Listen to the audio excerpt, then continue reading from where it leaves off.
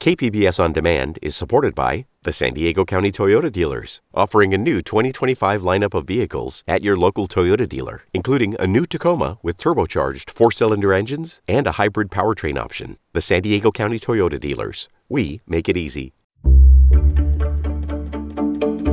Good morning, I'm Debbie Cruz. It's Wednesday, January 29th. Trump's order over transgender service members is met by legal challenges. More on that next. But first, let's do the headlines.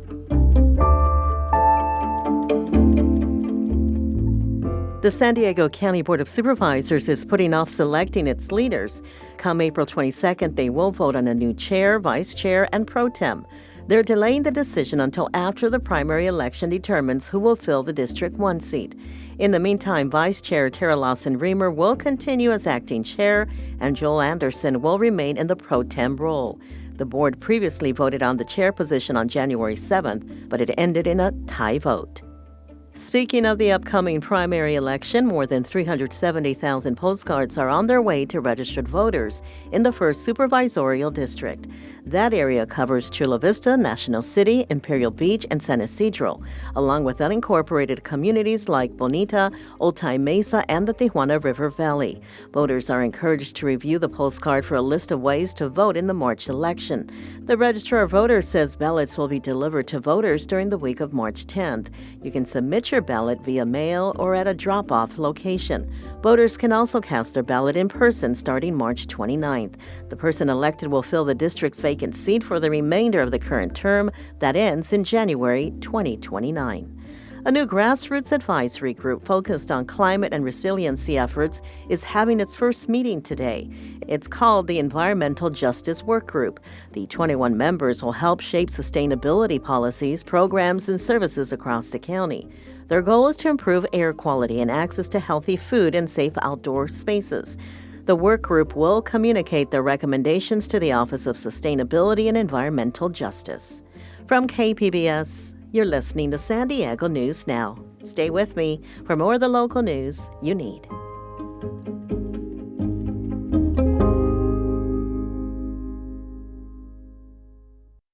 KPBS On Demand is supported by Latino Legacy Foundation, presenting their Storyteller series, Reach for the Stars with Ellen Ochoa, the first Latina astronaut. Welcome Serenade by the all-female mariachi Amapolas, Sunday, June 29th. More at latinolegacyfoundation.org.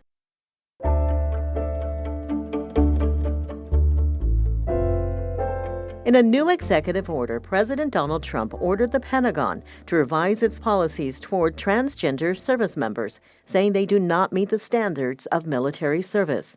Sam Rodriguez is a second-class petty officer in the Navy who identifies as non-binary. Rodriguez is stationed in San Diego and was recently selected to commission as an officer in the Navy's Medical Corps. They say a ban upends their future. If a ban came across and I lost my job, that takes food off my kid's table. That takes my housing money away. That puts me and my spouse in a situation where we're not ready to, I don't have a job lined up. 2 civil rights groups filed suit in federal court yesterday, and 2 others say they will also launch a legal challenge. Trump's executive order gives the Pentagon 2 months to change its policy. Some North County pastors say their congregations are becoming nervous and fearful about immigration enforcement. North County reporter Tanya Thorne says those faith leaders are sharing their concerns with local police. Faith leaders from the North County met with Escondido police captains on Tuesday. They said their congregations are expressing fear, and that was evident in the drop of attendance some experienced this past Sunday. The leaders looked to the Escondido Police Department for clarification on their role and how to respond to their communities. The police have made it very clear that they are following what California law is, and they are not working with immigration here in Escondido. They cannot speak for other law enforcement agencies, but certainly here in Escondido, that's what's going on. That was Escondido Councilmember Joe Garcia. He said the city and police department will be issuing a statement to set the record clear on their role during federal immigration enforcement. Police captain said they have no control or notification of federal operations happening in their communities. Tanya Thorne, KPBS News. The City Council voted last night to debate removing San Diego's bonus accessory dwelling unit program. It allows what some call backyard apartment buildings. Reporter Katie Heisen says many of the largest projects are proposed in southeast San Diego. Neighbors are pushing back. On Tarbox Street in Encanto sits a small home with a big backyard. A yellow sign hangs on the fence. Encanto says no. Rebecca Batista lives next door. My husband had noticed that there was some movement happening on the property, so he decided to look for the permits, and he'll tell you himself that he nearly fell to the floor. 43 new homes are planned for a yard smaller than half a football field. That's more homes than the rest of the street combined. Lisa and Eric Becerra live next to Batista. They spread word to neighbors. They're like, no, we're not zoned for that. And then I'll send them the plans, and they're like, my God. They had no idea how this could happen without public notice, without a public hearing, without it adhering to a community plan. That's by design. ADUs don't have to do any of that. It's part of what makes them cheaper and faster to build. California hopes to entice developers to build more housing. It allows 2 ADUs on each lot. Usually, they're what you might call granny flats. But San Diego took it further. In 2020, they said you can have 2 more, as long as one of them is priced affordably. And if your lot is within a walking mile of a major public transit stop, there's no limit, resulting in some proposed projects with more than 100 units on a single lot, what some call granny towers. Those are rare. In most parts of San Diego, the typical project is about 4 units. In Encanto, it's about 10. Batista. We started peeling the onion to realize that it wasn't just this lot next to ours, but upwards of like 10 to 12 properties that we know about that are using the same bonus ADU loophole. The Encanto area makes sense for developers. Larger lot sizes for less money than other neighborhoods. It used to be redlined. Today, neighbors are mostly Black and Latino and low income. Batista isn't opposed to more housing, say 6 more homes on this lot, but 43 more has her worried. Under state law, ADU developers don't have to provide parking.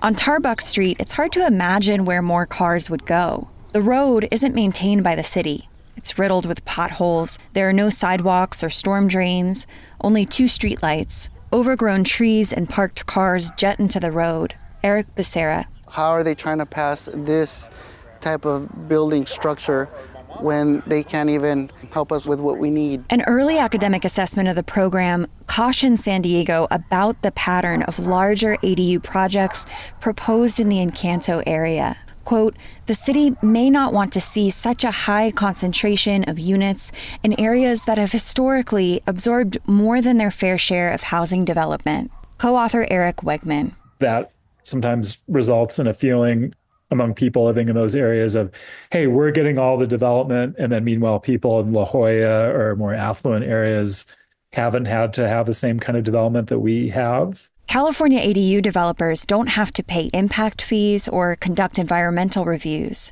And Encanto is disproportionately affected by environmental burdens and health risks. It's also at a high risk for fires. Unlike apartments, ADUs don't have to have sprinklers. More concrete instead of grassy lots also means more water runoff. The neighborhood flooded last January. Wegman called the infrastructure problem a chicken and egg dynamic. Sometimes people will say, well, we shouldn't build any more housing in this area because the infrastructure can't handle it. And then on the other hand, sometimes you hear, well, why would we add infrastructure to this neighborhood? Because there aren't enough people there to justify it. Neighbor Lisa Becerra asks, What are these people supposed to do until it catches up? About 50 neighbors have begun to organize. They created a petition this month that has over 500 signatures. They said they would consider legal action. Rebecca Batista. This has turned us into activists, and it's been really beautiful bringing our community together. I set out with her family toward the closest major public transit stop. Have you imagined 70 cars parking or driving on these roads? It's supposed to be a mile away at most, but Google Maps says it's a little more. With no sidewalk, we're forced to walk in the road. The wheels of their double stroller and her daughter's scooter bump hard over potholes. We pass a smaller bus stop with no shade. An elderly neighbor's chair sits on the grassy incline, empty. Batista tells me she just sold her property to a developer. Katie Hyson, KPBS News.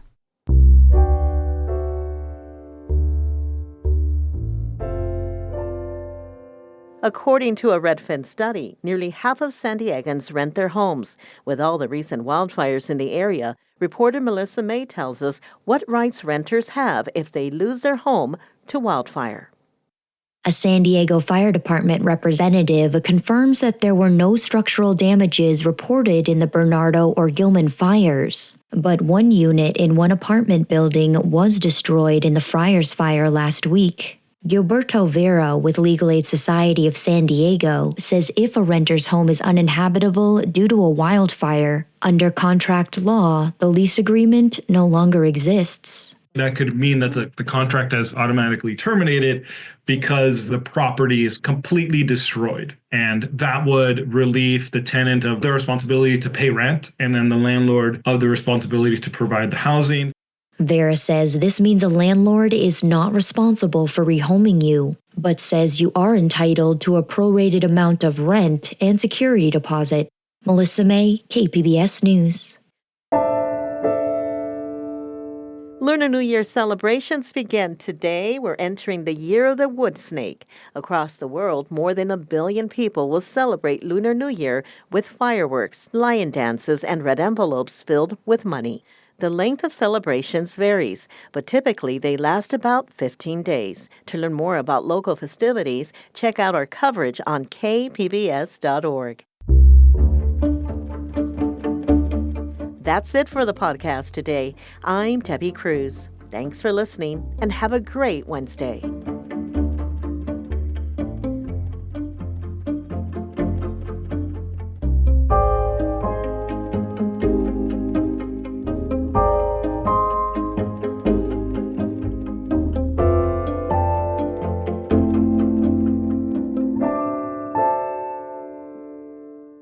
KPBS On Demand is supported by Fleet Science Center's newest exhibit, Survival of the Slowest. See firsthand how nature's smallest, slowest, and weakest creatures can not only survive, but thrive in the wild. Open May 24th through September 1st. Learn more at fleetscience.org.